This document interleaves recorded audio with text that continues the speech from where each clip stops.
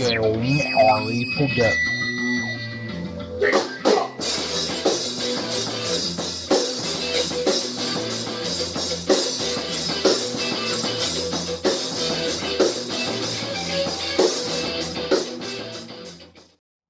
Hey everybody, we are back, our podcast. This is Dino. And Michelle. And we've got a special guest. We have director Mike Nelson here and to talk about Wrong Turn. No, not the 90s Wrong Turn. We're talking about the new 2021 Wrong Turn film. Do you know what we wouldn't have found if we would have stayed on the trail? The waterfall, the cliff.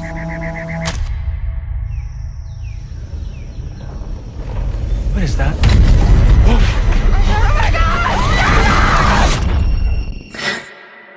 I saw someone. I did. I saw someone. My country 'tis of thee. It's a story people know but don't talk about. Except in whispers, like a ghost story. Sweet land of liberty. We don't bother them. And they don't bother us. Of thee I sing. But anyone who goes up there, what is this place?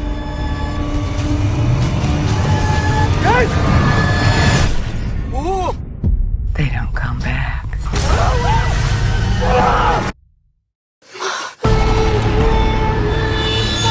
Fathers died. It's happened before. Pilgrim's pride. Descendants of these people are still living up there on the mountain?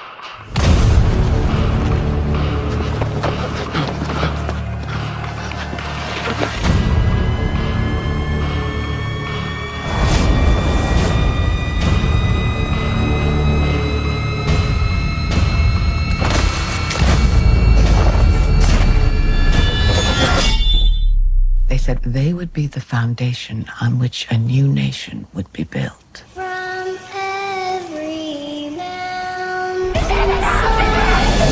let freedom ring.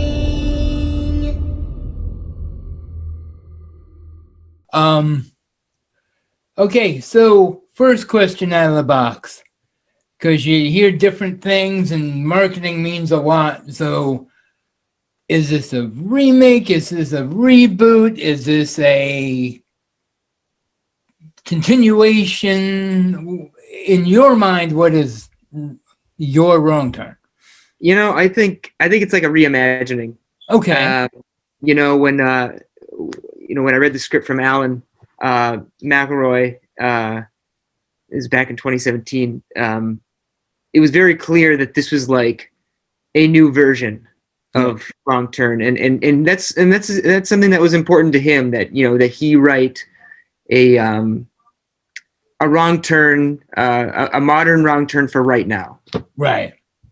Okay. Yeah. And I would say he accomplished it.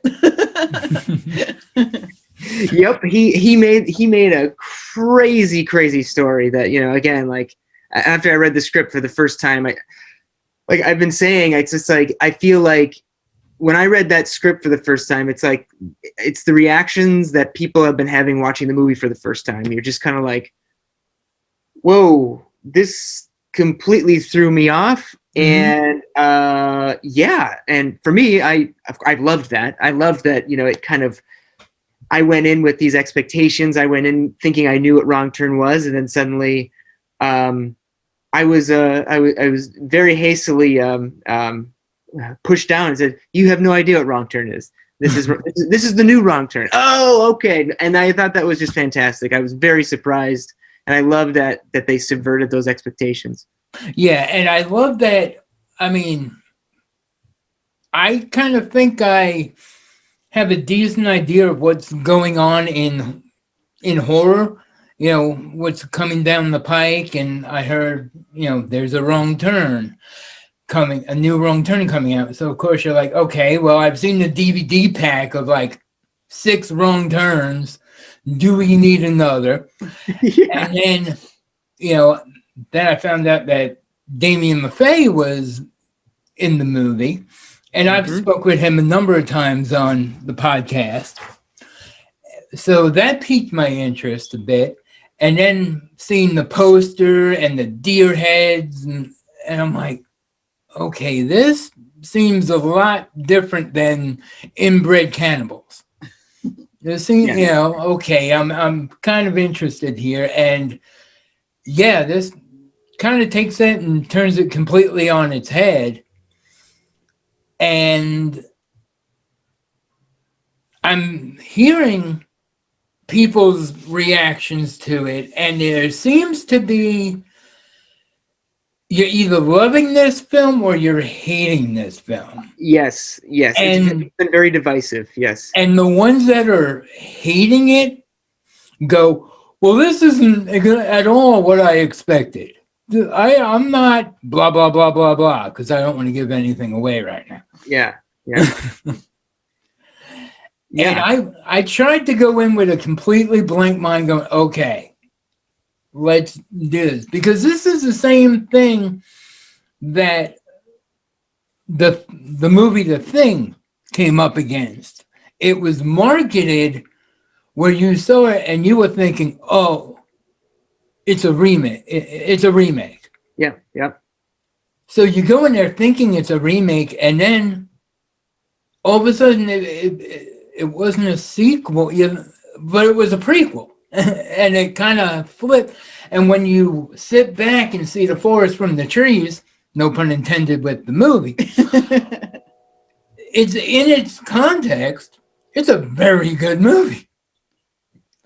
And I think if people clear their preconceived notions of what Wrong Turn is and go into it, that might clear up a lot of, Well, it's interesting you say that. I mean, and even talking about, because the John Carpenter version was technically a remake, right, of the one from the 50s, and when that came out, that was completely destroyed by people, because people thought it was like, this isn't like the original. This is such a different, weird, stupid. Like, it's like they called it like an exhibition piece because it was like so gory and so like nobody ever seen anything quite like that before, and now of course it's a classic, and I think over time people started to realize like, whoa, this he was onto something here, and I think that says a lot in terms of filmmaking. I think as filmmakers, and I think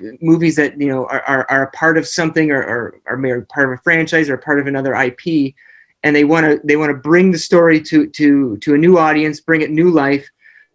I think we need more of that, honestly. Like, when I read this, like, that was sort of one of the things that attracted me to it was, like you said, we have 6 Wrong Turn films. Do we need another one? And I felt very similar, And so when I read the script, I had this sort of these goggles on where I was like, do we need another Wrong Turn? And after I read it, I was like, well, this is a very different Wrong Turn. So yeah, this is its own thing. This is its own beast. Right. I think if we could do more of that, I think we're starting to tell newer, fresher stories. And I don't think that's bad. I don't think that's a bad thing. I think what's also interesting about what you said was our movie. I mean, the movie itself talks a lot about prejudgments, stereotyping, assumptions, and the people inside this movie have all those towards each other.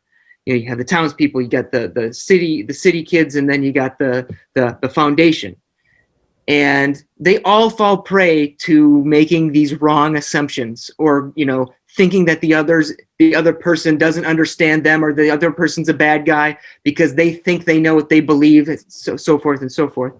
So what has been really interesting seeing how people react to this movie is very much how like our characters react to each other in the movie. You know what I mean? It's like people have been going to this movie and walking out being like, wow, that's not what I was expecting, but I'm glad I saw it. I really enjoyed myself. It's not your typical wrong turn, but that's cool.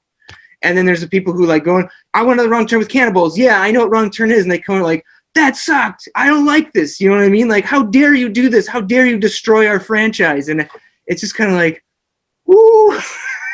Yeah. It's the only thing that comes to mind for me is like visceral reactions.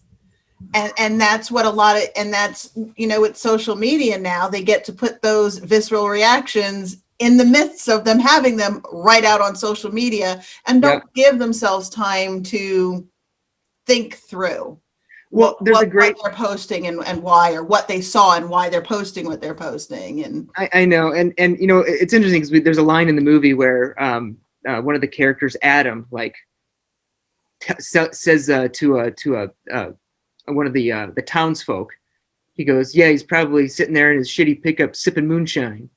And then the guy hears it, he goes, what'd you say? And he comes over, and then his wife or his fiance is like, sorry, my fiance forgets that talking to people isn't like commenting on Reddit.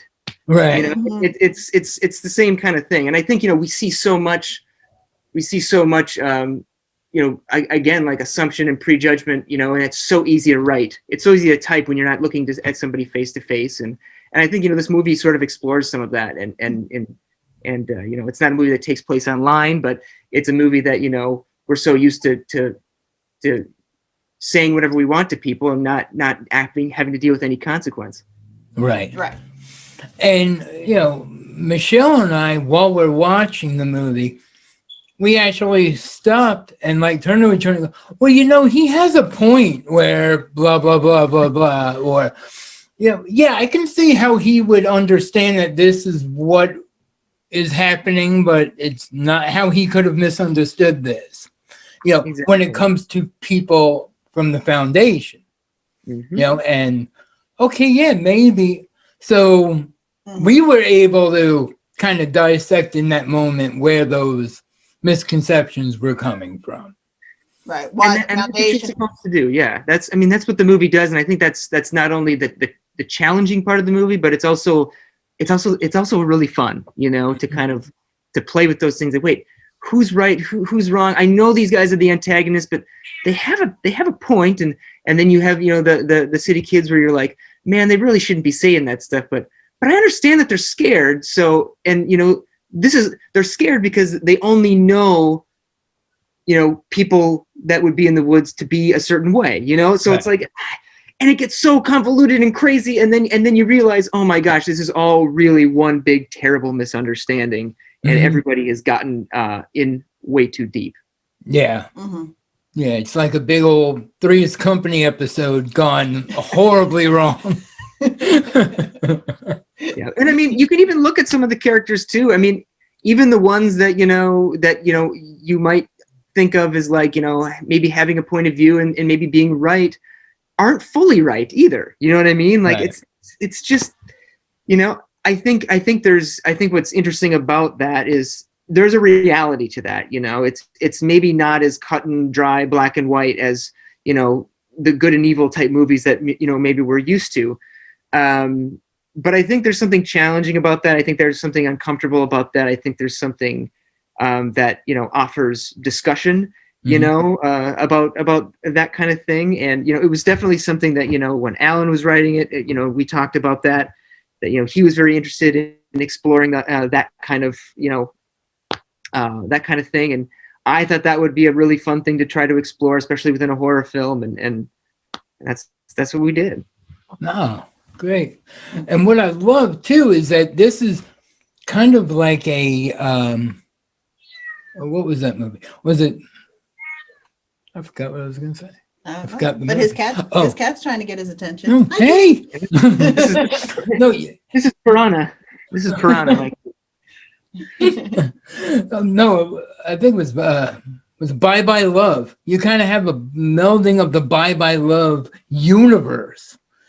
You've got Elijah Dushku and then Matthew Modine coming in into this wrong turn, you know. So it was, you know, kind of waiting for Randy Quaid to pop in as part of the foundation. That would have been awesome. Fanfiction. I'm right. There it is. There it is. I love that. He loves to find things like that. You should sometime ask him about his Charlie and the Chocolate Oh. Factory.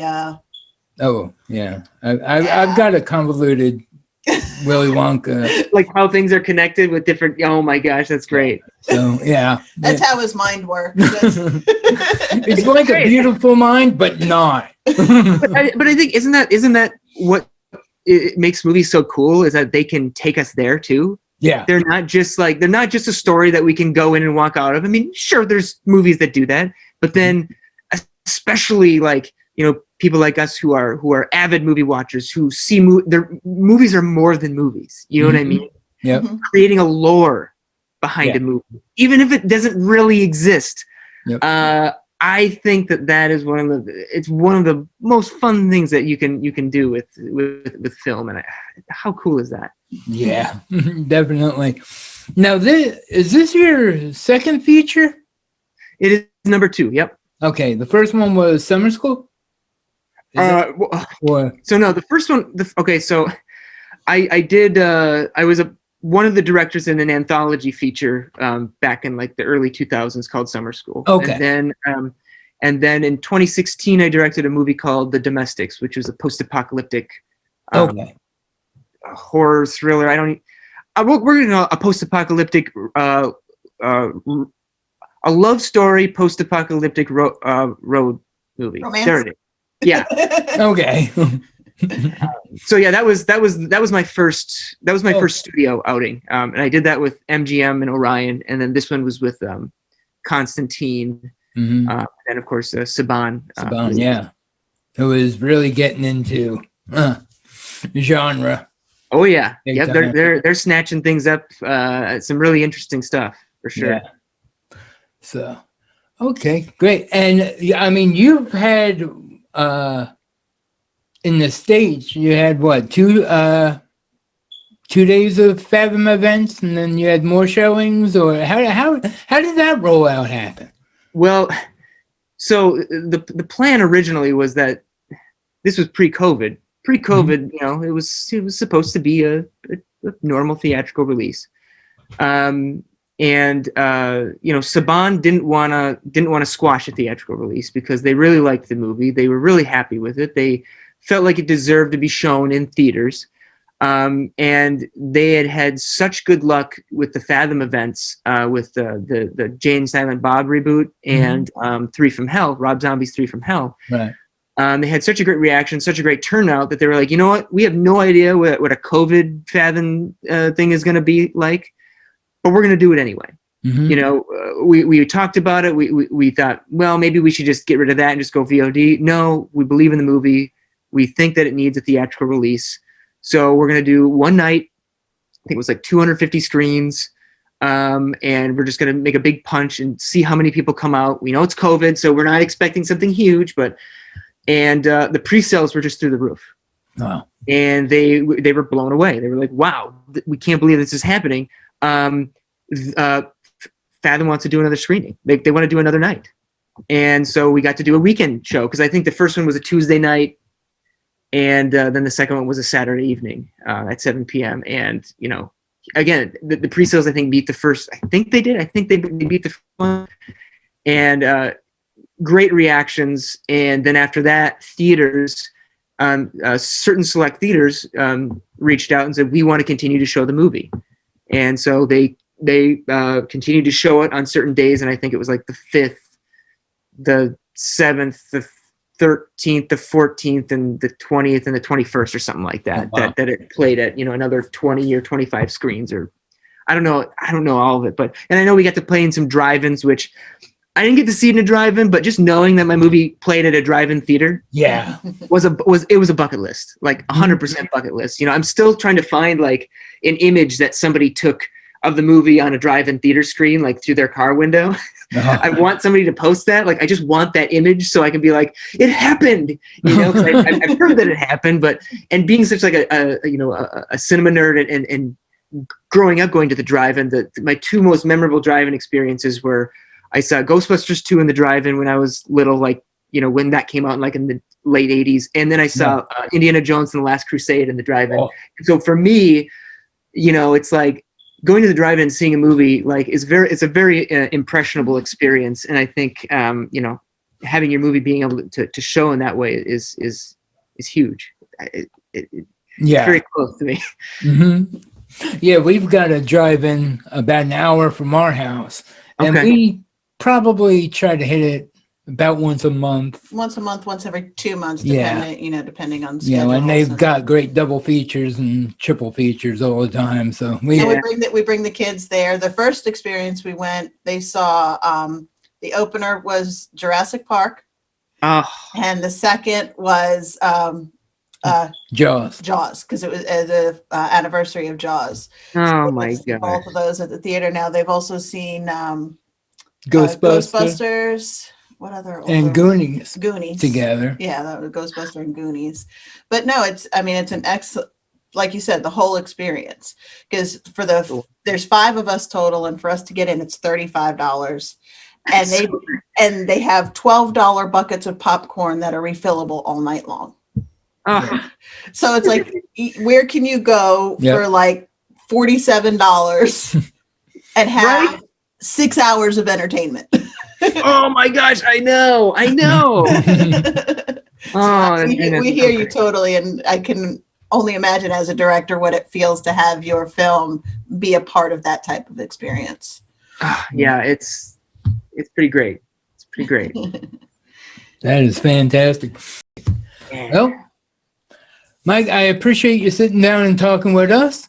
Oh no, this is great. This is super chill. I love it. I love just, you know, just talking movies, especially with, you know, movie geeks like yourself. And I think it's a great pastime, and not only that, it's just, you know, the levels of imagination and the places that they can take us are so much fun.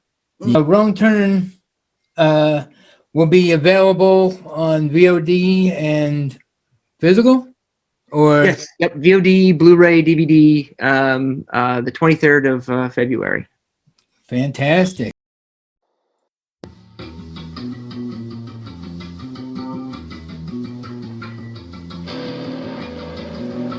Going Alley Production.